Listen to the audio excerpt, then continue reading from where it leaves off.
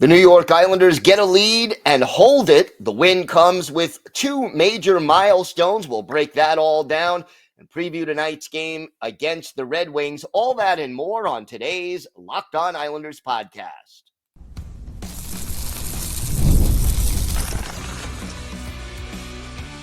Your Locked On Islanders, your daily podcast on the New York Islanders. Part of the Locked On Podcast Network, your team every day.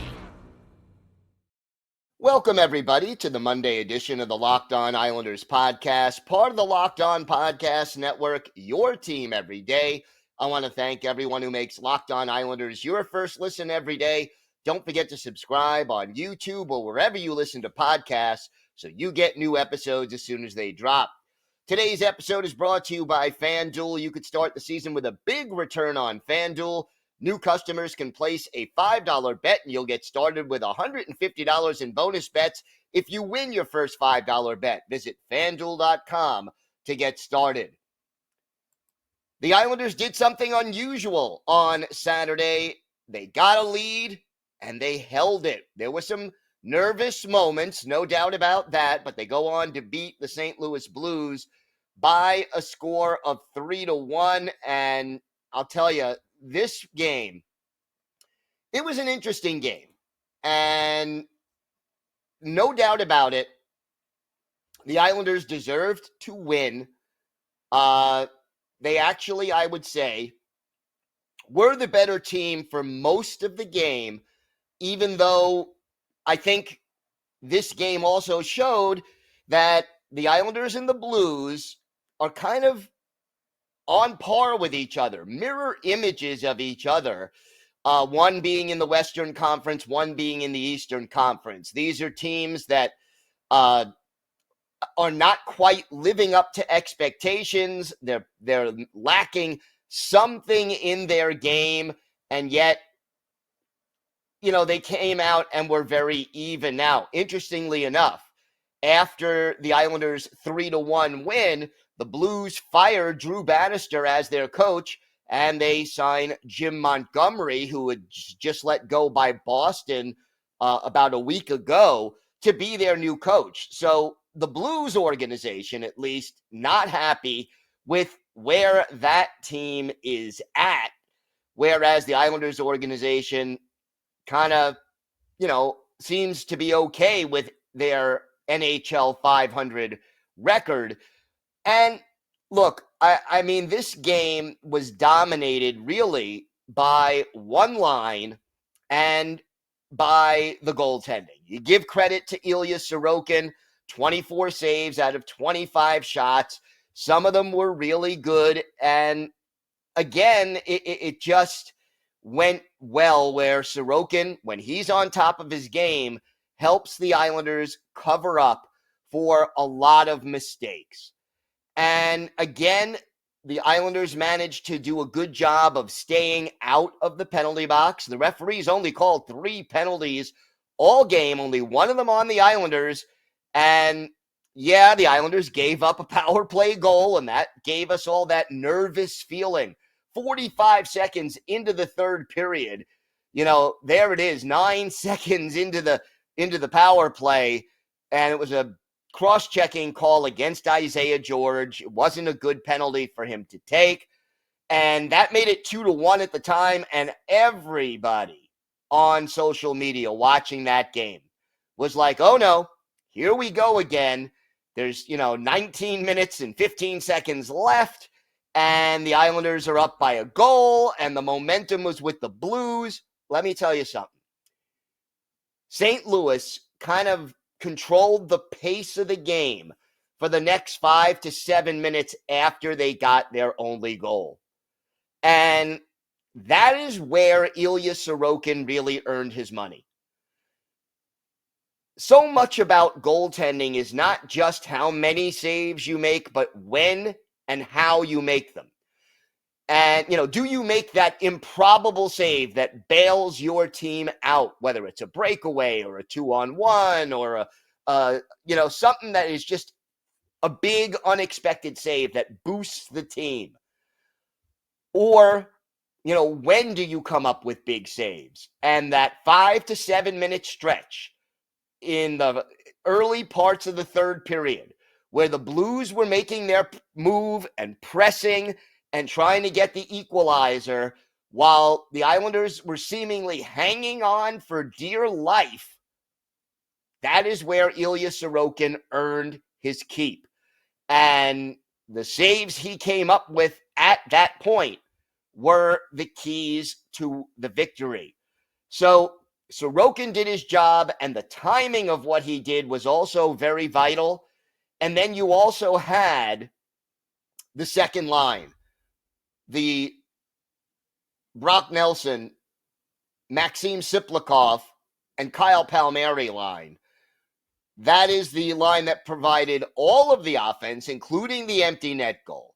You had 2 goals by Palmieri, a goal and 2 assists by Brock Nelson. And you really just got the feeling that, that line was carrying the offense. So I was happy with that, the way they played. And overall, you had a performance by the Islanders that was at least entertaining. And psychologically, they held on to that lead. And hopefully that is something they can build upon. It's something they're going to need to build upon, because you cannot afford to psychologically have the thought in your mind every time you've got a 1 or 2 goal lead in the third period, oh no, here we go again. And that thought was there, but they overcame it Saturday. And that was the very encouraging thing to see from the New York Islanders, that even though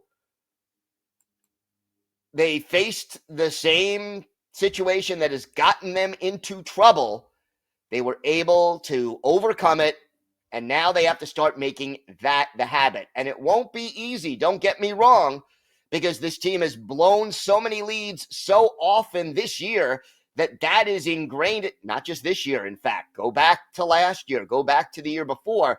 But this team has got to reset their mindset and get that much, out of the mindset that, oh no, we're going to collapse again, and get into the mindset that we are ready to win these games when we get the opportunity. And as I said on the show on Friday, and everydayers will recall this, because the Blues are a Western Conference team, it didn't matter if the Blues got a point in this game. You had to get, from an Islanders perspective, the 2 points, and they did. And that is what they really had to accomplish in this game. Get the 2 points, start winning. This is a sort of mini homestand. Put some wins together and build on that from there. So hopefully it continues. You got to be pleased with the way they played overall. And oh yeah, one other thing that the Islanders did exceptionally well in this game. Boy, were they good in the face-off circle. Bo Horvat, 15 face-offs, won 12 of them. Brock Nelson, 16 face-offs, winning 10. J.G. Pajot, 5 out of 7. Casey Cizikas, 6 out of 10. This Islanders team dominated in the dot, and that was really good. And one other thing, I got to do a shout out. Scott Mayfield blocked 10, count them, 10 shots on goal. 10 blocked shots. That is a career high. He had previously blocked 8 back in 2016 on April 9th. And, that was exceptional. And as a team, the Islanders winning 34 out of 53 faceoffs. They are still the best team in the NHL from the faceoff dot. So that was encouraging. And again, something this team needs to build on. The problem this team has had all year long, and even before a year, is that the only way they're consistent is in some of the bad things that they do, like blowing leads. Okay, maybe the face-off wins are a form of consistency, but inconsistency is the most consistent thing about this team right now.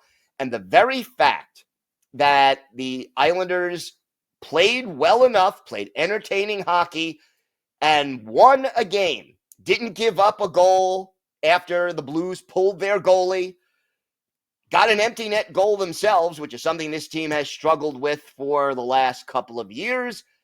All bright spots, positives that you can build on. Now, the key for the Islanders is to actually build on that and start being better and more consistent at doing those little things that lead to victory. All right, we have got a lot more to discuss on today's show. A couple of Islanders reaching some milestones in that game. Both Ilya Sorokin and Brock Nelson. We'll talk about that. We'll have our hero and go to the game. We'll also preview tonight's game against the Detroit Red Wings. And for our Islanders' birthday of the day, a defenseman who was with the team in the late 80s and early 90s, an offensive defenseman who spent 3 years at the University of Michigan. Let's see if you can guess who that is. We've got all that and more coming up on today's Locked On Islanders podcast. Today's episode is brought to you by your friends at FanDuel. Get ready to tackle the NFL action with FanDuel, America's #1 sportsbook. Because right now, new customers can bet $5 and get $150 in bonus bets if you win. The FanDuel Sportsbook app gives you everything you need to place live bets on the NFL all in one place. So when you get a hunch in the middle of the game, you could check out the latest stats, view live play-by-play, and so much more, all on the same page where you place your bets. And Islander fans, use your knowledge of the Islanders and the game of hockey on FanDuel. Check out all the latest odds for tonight's game against the Detroit Red Wings. Just visit FanDuel.com to join today. You'll get started with $150 in bonus bets if you win your first $5 bet. That's FanDuel.com. FanDuel.com. Never waste a hunch and make every moment more with FanDuel, an official sportsbook partner of the NFL. So some great milestones in the game on Saturday. And definite credit to the two Islanders who got them. The first one, Ilya Sorokin, finally winning his 100th career NHL game. He was stuck at 99 for 4 straight starts, but did get it. And 9 saves out of 10 shots in that third period. Like, as I mentioned, when the Blues kind of poured it on. And Patrick Waugh was, basically quick to mention that, saying after the game, he's making key saves at the right moments. And tonight, we fortunately scored enough goals for him. 100 wins is a nice achievement. Sorokin basically, when asked what it meant to him, he said, nothing.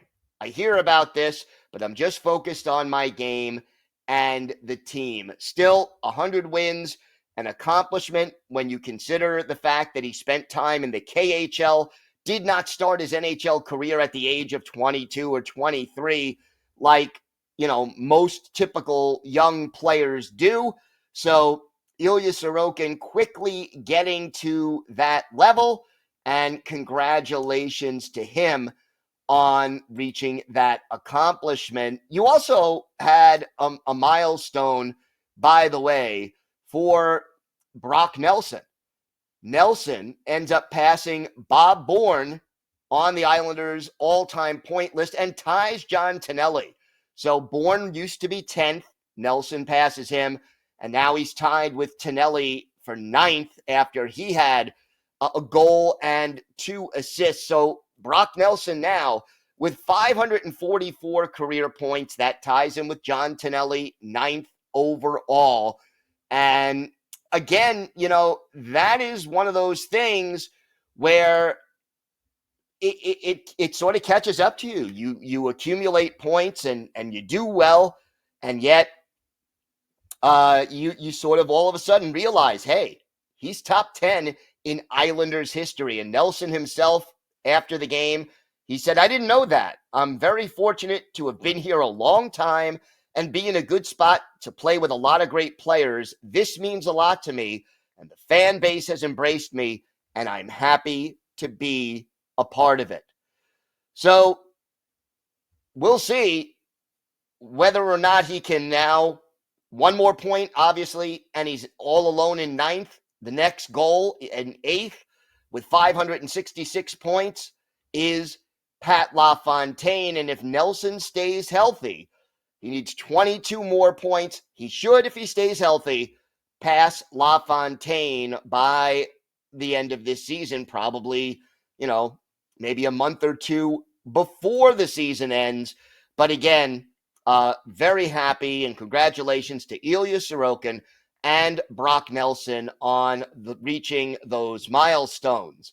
Meanwhile, for the game, our hero and GOAT of the game. Gotta go. There's three people who I would put, four in the running for the hero of the game. Scott Mayfield with 10 block shots. That's incredible. Not good enough, though, to make him the hero of the game, but definitely he deserves credit. And, he'll be the unsung hero because, you don't get a lot of glamour for blocking 10 shots, but boy, goalies, coaches, teammates, they appreciate that big time. Sorokin for his 24 saves, including some big ones in that third period. He deserves, I think, consideration. I think you got to give Kyle Palmieri consideration for the 2 goals. But I give the hero of the game to Brock Nelson. He had a goal and 2 assists, so he figured in all 3 of the Islanders' scores in this game.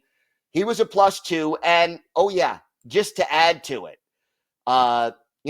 Saturday was Hockey Fights Cancer Night at the UBS Arena, and basically, Nelson was informed by Shannon Hogan that Thomas Hickey had met with Henry Schaefer, who is an 8-year-old battling with leukemia, and he said his favorite player was Brock Nelson, and he wanted to see Brock Nelson score a goal. So first intermission, Shannon Hogan interviews Brock, tells him about this, and Brock said, hey, I'm feeling good tonight. I had a look there. I'll get one for him. And he actually did. So great to see Brock Nelson come through for Henry Schaefer. And we obviously wish Henry all the best in his ongoing battle with leukemia. But a heartwarming moment there for Brock Nelson. And you just love to see when pro athletes can make, fans' dreams come true, and getting one for his young fan was a heartwarming moment. As far as go to the game, I'm going to stick with the penalty kill. It just isn't getting the job done. It is driving Islander fans crazy. Good news, the Islanders only took 1 penalty all game. They stayed out of the penalty box. That's what you need to do when your penalty kill is hurting as much as the Islanders' penalty kill is hurting. But when you get that one chance to kill a penalty, how about killing it for a change? Islanders now remain next to last, 31st in the league on the PK with a 68.2% success rate. By the way, the power play is also 31st in the league at 13.3. So, some issues on special teams continuing to hurt. To me, the go to the game is going to be special teams because the Islanders just can't seem to kill penalties. And until they do, it's going to be when you can't kill penalties or take advantage of power play chances. First of all, if you make the playoffs, and I know we got a long way to go, and the Islanders are not on pace to make the playoffs this year at the moment where they're at NHL 500. So if they finish with 82 points this year. I don't think they'll make it. But if they get healthy, hopefully they can play a little bit better and raise that number. But if you can't kill penalties and you can't take advantage of your power play chances, you're going to leave a lot of points out there on the ice. You're not going to win consistently.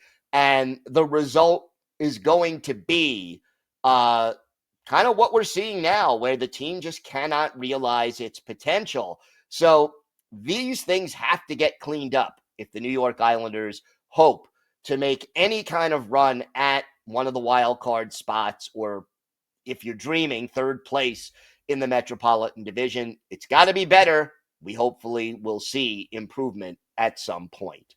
All right, we have got more to get to on today's show. We'll preview tonight's game against the Detroit Red Wings at UBS Arena. Again, a weird schedule this week because of Thanksgiving. It's Monday, Wednesday, and then Friday afternoon. And we will have an episode every day this week, so don't worry about that. Again, we'll have a preview of tonight's game. We will also have our Islanders birthday of the day and a lot more still to come on today's Locked On Islanders podcast. Today's episode is brought to you by your friends at Prize Picks. You can now win up to 100 times your money on Prize Picks with as little as 4 correct picks. Prize Picks is the best place to get real money sports action. Join over 10 million users and sign up today. And Prize Picks puts their members first, so all withdrawals are fast, safe, and secure. When my picks hit, I can get my money in as quick as 10 minutes. This week on Prize Picks, I'm looking at the hockey board, and look, you have Jack Hughes. Will he get more than 4 shots on goal? Artemi Panarin, more than an assist? John Tavares, more than 9 faceoffs? Check out all of these options on Prize Picks. Download the app today. Use code LOCKEDONNHL. You'll get $50 instantly after you play your first $5 lineup. Again, download the app.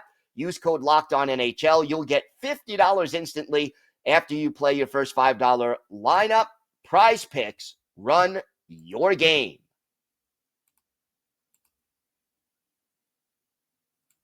Thank you for making Locked On Islanders your first listen today. For your second listen, find Locked On Fantasy Hockey. Become a fantasy hockey expert and get the edge over your league mates with daily tips from Steal and Flip. Find Locked On Fantasy Hockey on YouTube or wherever you listen to podcasts. It's part of the Locked On Podcast Network, your team every day. So tonight, it's the Islanders and the Red Wings. It is a 7:30 Eastern time start at UBS Arena. And the Red Wings are coming off a 2-1 loss to the Boston Bruins. And, that was on Saturday. And again, Cam Talbot was the goalie. He is getting the majority of the starts. We just saw the Red Wings last week when they beat the Islanders 2-1. And by the way, that's the only win for Detroit in the last 5 games. So this is a team that's struggling, and they're struggling most with putting pucks in the net. Right now, the Red Wings are 30th in the league in goals scored, and they're 16th in goals against. Now, again, a huge key in this game, Detroit 30th in goals scored, but 6th on the power play. So they're scoring 28.1% of the time with the extra attacker. That means 5-on-5. Detroit has struggled all year to score, but with the extra attacker, they are dangerous. Lucas Raymond has 10 power play assists in 20 games, 6 goals on the power play for Dylan Larkin, 10 for Alex DeBrincat. They're dangerous. The Islanders must stay out of the box. And then the flip side of that, the Detroit penalty kill, they're the only team worse than the Islanders right now trying to kill penalties. So the Islanders power play, which is next to last in the league, will match up against the worst penalty kill in the league. Something's got to give. And from an Islander perspective, it's got to be that the Islanders power play can maybe get a little confidence going up against a struggling Blues PK. Cam Talbot, 5-4-2 on the year, but a .921 save percentage and a .262 goals against. Alex Lyon is the backup. He is 3-4-0, a .285 goals against, and a .908 save percentage. The line combinations for the Red Wings: Dylan Larkin, Vladimir Tarasenko, and Lucas Raymond, a very talented top line. Marco Kasper, Alex DeBrincat, and the veteran Patrick Kane are the second line. Andrew Kopp, Michael Rasmussen, and Christian Fischer are the third unit. And then from left to right on the fourth line, it's Jonathan Berggren, JT Compher, and Tyler Mott. On defense, Simon Edvinsson and Moritz Seider are the top pair. Jeff Petrie and Ben Sherratt, the middle pair. And Eric Gustafsson and Justin Hull are the third pair. The goalies, Cam Talbot and Alex Lyon. And again, Islanders got to stay out of the box. They have got to take advantage of this terrible penalty kill by Detroit. And they've got to build on what they did well Saturday against St. Louis, which is hold on to the lead, do not keep backing up and going into a shell. They did that a little bit, but thankfully on Saturday, Sorokin was able to bail them out and maybe get a little revenge for that 2-1 loss that should not have been a loss last week against Detroit. The Islanders, they can do this, but they have to stick to the fundamentals. They have to overcome the difficulties that they've been having, and we'll see if they're going to be able to do that. Time now for our Islanders birthday of the day, and today is the 59th birthday of former Islanders defenseman Jeff Norton, the Acton, Massachusetts native, a third-round pick of the Islanders back in 1984, spent 3 years at the University of Michigan before joining the Islanders after the 1988 Olympics. Stayed with the Islanders through the 92-93 season, and his best year as an Islander, 1989-90, where he had 53 points in 60 games. Norton, very good on the power play, more of an offensive defenseman. And after leaving the Islanders, he played for the Sharks, the Blues, the Oilers, the Lightning, the Panthers, the Sharks again, the Panthers again, and the Penguins, and finished his career with a very brief stint with his hometown Boston Bruins. Jeff Norton played in 799 career NHL games, had 52 goals, 384 points, and 615 penalty minutes, add 4 goals and 25 points in 65 playoff games, including 17 of those games with the New York Islanders. One of Jeff Norton's better games as an Islander, December 23rd, 1989, a home game at the Nassau Coliseum for the Islanders against the Penguins. Tom Barrasso, the goalie for Pittsburgh, Mark Fitzpatrick for the Islanders. And with the Islanders trailing 2-1 late in the first period, our Islanders' birthday of the day, Jeff Norton sets up UB McDonough for the game-tying goal. It was all even at 2 after the first period. In the second period, the Islanders go on the power play. Randy Hillier off for elbowing, and Jeff Norton scores his second goal of the year. Doug Crossman and Pat LaFontaine on the assist. That gives the Islanders a 3-2 lead. Alan Kerr scores a power play goal 34 seconds later. Pat LaFontaine, and our Islanders' birthday of the day, Jeff Norton, assist on that one. And in the third period, again on the power play, Norton helps set up Brent Sutter for a power play goal. Brad Lauer gets the other assist.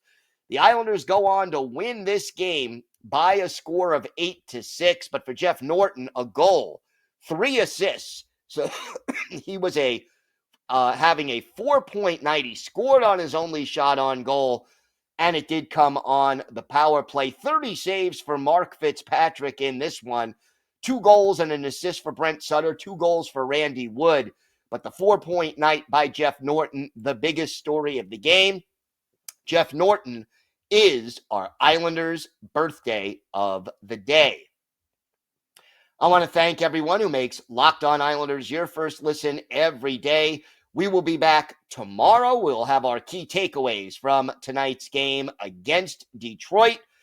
And make sure you join us for that. We'll also hopefully have some updates on some of the injured players, and hopefully some of them will at least begin skating soon.